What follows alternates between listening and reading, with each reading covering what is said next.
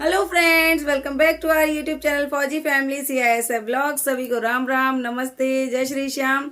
तो कैसे हैं आप सभी? आई होप सभी अच्छे होंगे। मैं हूं आपकी होस्ट आशा फौजन और ये है मिस्टर फौजी, हेमंत फौजी। तो आज हम आपके लिए एक और वैलिड वीडियो लेकर आए हैं जो आपके लिए काफ़ी इंफॉर्मेटिव होने वाली है। तो आप सभी को पता है हम लोग लगातार SSC GD से रिलेटेड वीडियोस लेकर के आ रहे हैं। जो मेरे भाई बहन ट्रेनिंग सेंटर में चले गए हैं और या फिर जो लोग जाने वाले हैं, अभी किसी की 15 को ज्वाइनिंग थी, किसी को 22 को है और किसी की 25 को भी है। 25 का भी मैसेज आया तो था जो मुझे आज। लोग जा रहे हैं, कुछ लोग जाने वाले हैं, कुछ लोग जा भी चुके हैं। हम तरह तरह की वीडियो भी लेके आए हैं आप लोगों के लिए, बहुत इंफॉर्मेटिव। तो अभी इसके बाद का जो प्रोसेस एक है, बहुत छोटा सा है लेकिन बहुत काम का है। तो शायद आपको अभी उस बात से अपरिचित हैं आप लोग। बताइए मैम, आज का टॉपिक क्या है? एक शब्द होता है, आप ट्रेनिंग के दौरान, जब ट्रेनिंग में बहुत से लोगों ने सुना भी होगा, रेलीगेट। तो रेलीगेट का मतलब क्या होता है और रेलीगेट किन परिस्थितियों में किया जाता है और रेलीगेट होने के बाद आपको क्या करना है? अगर बाई चांस आप रेलीगेट हो जाते हो तो फिर आपको क्या करना है और रेलीगेशन से बचने के लिए आपको क्या करना है? तो ये सारी चीज़ें आज की वीडियो में हम आपको बताने वाले हैं। फौजी साहब बताने वाले हैं, पूरा विस्तार से बताएंगे।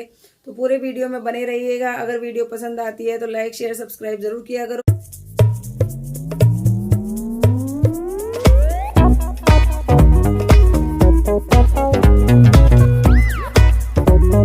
तो हम लोग भी फिर मोटिवेट होते हैं। ठीक है, ओके। तो फिर आप चलते हैं टॉपिक की तरफ। तो बताइए फौजी साहब, तो रेलीगेट का क्या मतलब होता है? सबसे पहले बात करते हैं कि रेलीगेट होता क्या है। एक्चुअली में रेलीगेट होता ही है कि जब हम कहीं ट्रेनिंग सेंटर में कोई ट्रेनिंग कर रहे होते हैं और उस बीच हम किन्हीं परिस्थितियों से या तो हम फेल हो जाते हैं या फिर हम हमारा जो ट्रेनिंग का पीरियड है वो 3 महीने बढ़ा दिया जाता है। तो इस 3 महीने की प्रक्रिया को बढ़ाने की जो होती है उसको रेलीगेट कहते हैं। ठीक है। यदि आप ट्रेनिंग के दौरान किसी प्रकार की गंभीर समस्या से या फिर इंजरी हो गई या क्या बोलते हैं इसको, नहीं होता, पीलिया हो जाता है, जॉइंटिस हो गया, तो इस टाइप की कुछ बीमारी जैसे हेपेटाइटिस हो गया, चेचक हो गया, तो ये सब चीज़ें जो बीमारियां हैं ये 1 मंथ में ठीक नहीं होती हैं। तो यदि आप ट्रेनिंग सेंटर में 30 दिन तक अपनी रेगुलर क्लास अटेंड नहीं करते हो, ठीक है, तो आपको रेलीगेट मान लिया जाता है और रेलीगेट कर दिया जाता है, क्योंकि ट्रेनिंग सेंटर में डेली क्लास अटेंड करनी होती है, वो किसी के लिए कोई भी उसमें छूट नहीं होती है।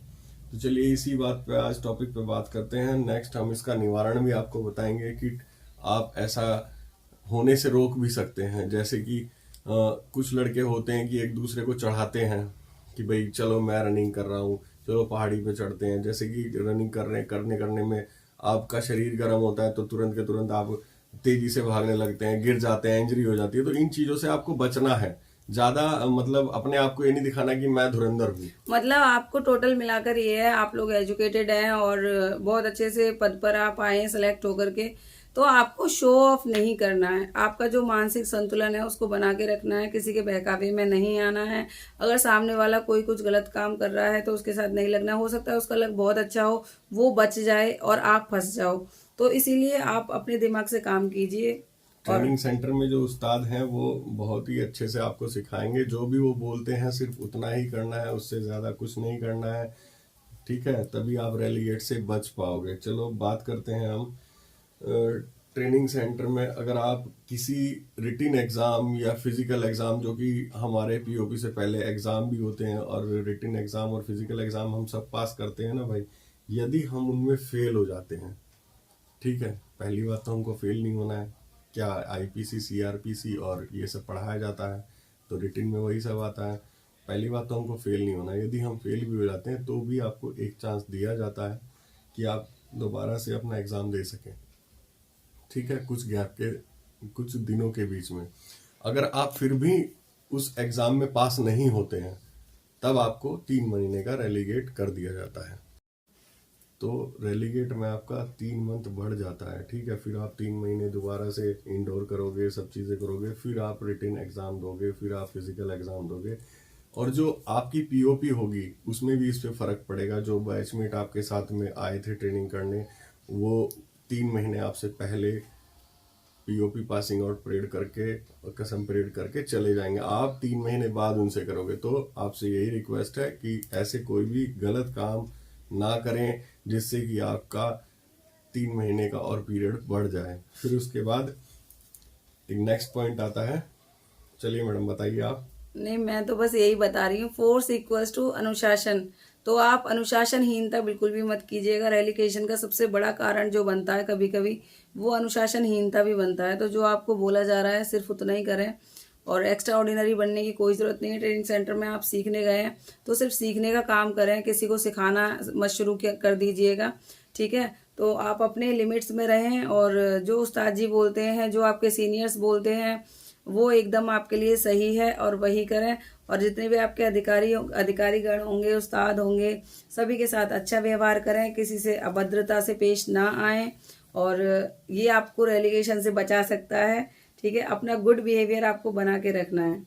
तो जैसे कि मैडम ने बताया, अनुशासनहीनता की कार्रवाई में बिल्कुल भी संलिप्त नहीं होना है, क्योंकि अगर आप इस प्रकार की किसी भी अनुशासनहीनता की कार्रवाई में संलिप्त पाए जाएंगे तो आपको रेलीगेट किया जा सकता है।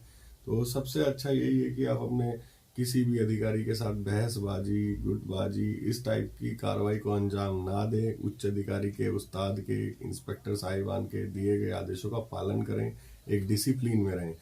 CISF एक डिसिप्लिन मेंटेन फोर्स है, उसके डिसिप्लिन को बरकरार बना के रखें, ठीक है। इसके बाद बात करते हैं कि आप रेलीगेट होने से कैसे बच सकते हैं। रेलीगेट होने से आप ऐसे बच सकते हैं कि समय पर अपना उठें, समय पर अपनी सारी कार्रवाई करें, समय पर अपने जो आपको इंडोर में सिखाया जा रहा है वो भी सीखें, फिजिकल एक्टिविटी जितनी हो रही है वो भी सीखें। और हाँ, WT का भी रिटन एग्ज़ाम होगा, ये बात याद रखना, ठीक है।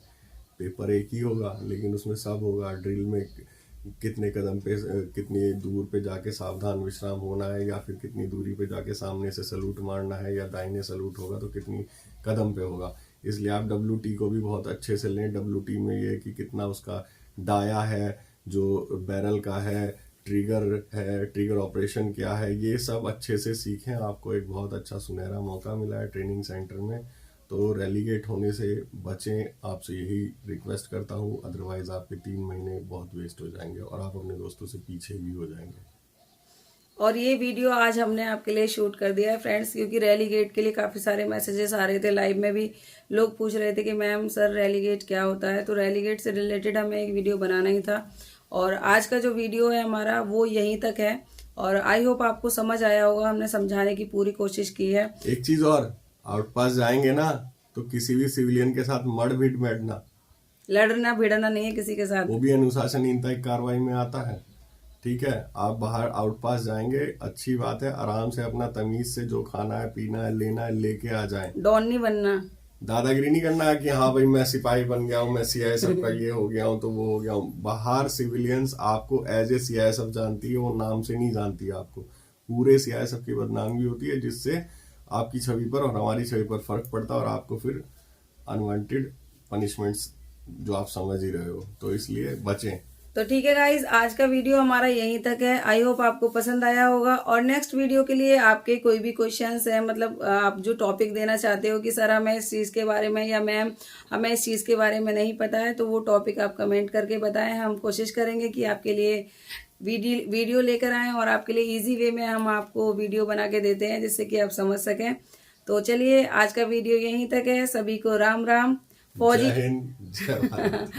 फौजन की तरफ से आपको राम राम, नमस्ते, और क्या है अभी, गुड नाइट, शुभ रात्रि, बाय बाय।